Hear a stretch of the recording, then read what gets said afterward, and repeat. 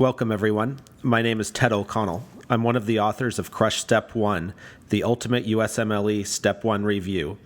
This is the second edition of the book, and we're going to go through it chapter by chapter. This is part 3 of the Dermatology chapter. We're going to start by talking about dermatologic manifestations of internal disease. Let's begin with erythema nodosum. This is an inflammatory condition of the subcutaneous fat, paniculitis, resulting in tender erythematous nodules, often over the shins. It's associated especially with streptococcal infection, drugs, sarcoidosis, tuberculosis, inflammatory bowel disease, and fungal infections. Next is erythema multiforme. These are multiple target-shaped lesions with multiform primary lesions, macules, papules, and vesicles.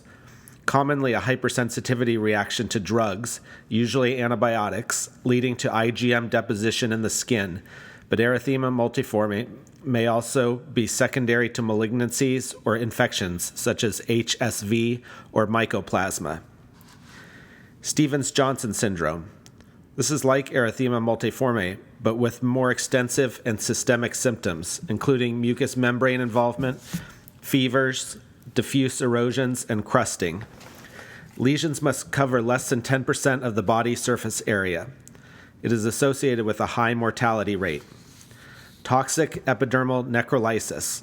This is a more severe form of Stevens-Johnson syndrome with lesions covering more than 30% of the body surface area. These conditions overlap when 10 to 30% of the body surface is involved. Erythema marginatum. Non-pruritic, erythematous, transient, ringed lesions of the trunk. This rash is one of the major criteria for rheumatic fever. Erythema chronicum migrans.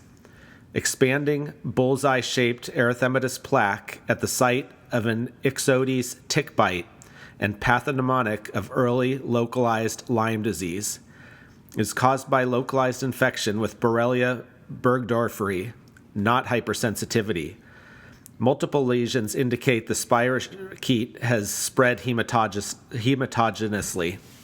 Treatment is with doxycycline in teenagers and adults. Ceftriaxone is preferred for children under 8 years old. Dermatitis herpetiformis. Pruritic vesicles and papules on an erythematous base, a herpetiform, especially over extensor surfaces, the elbows and knees. It is caused by dermal IgA deposits in association with celiac disease. This condition is responsive to a gluten-free diet. Acanthosis nigricans. Velvety hyperpigmentation of skin overlying body folds associated with elevated insulin levels, which alter dermatologic growth factors. Elevated insulin is most commonly a result of insulin resistance in type 2 diabetes. Other endocrine disorders, such as polycystic ovary syndrome, may also be causative. Stasis dermatitis. This is a brawny discoloration of dependent areas, the feet and ankles, due to hemosiderin deposits from extravasation of erythrocytes as a result of venous hypertension. Pedal edema is often present.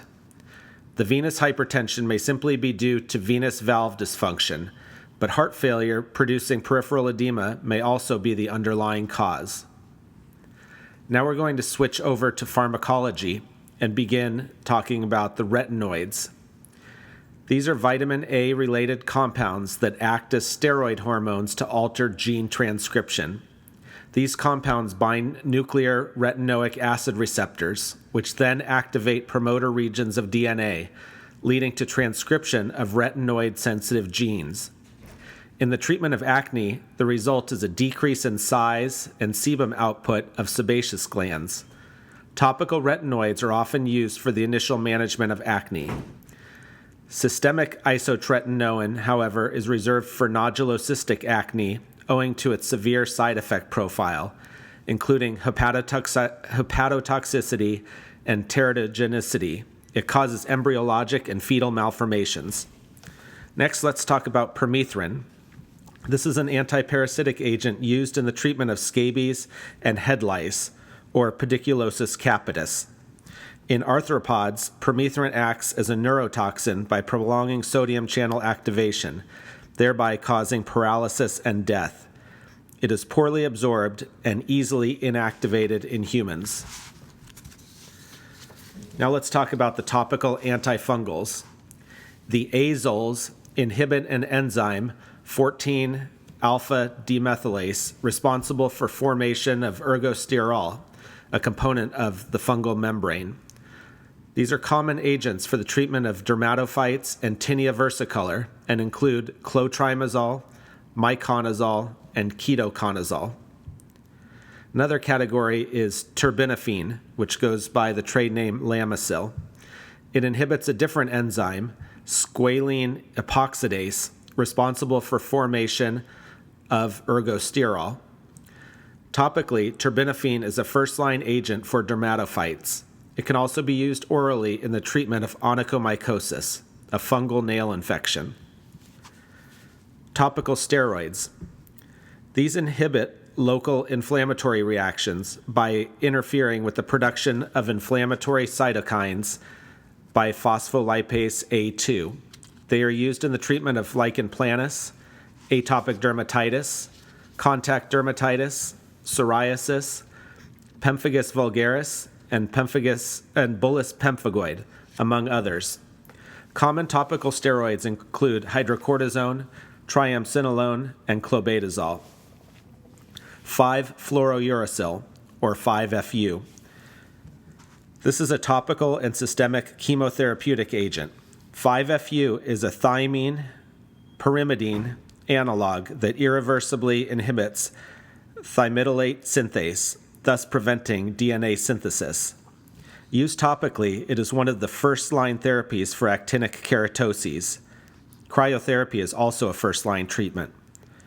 5-FU causes a local inflammatory response on the skin that may require interruption of treatment. Intravenously, it is used in the treatment of solid malignancies such as breast and colon cancers. That's the end of section 3 of the dermatology chapter and the end of the dermatology chapter itself. Please check out our other chapters for details about other topics.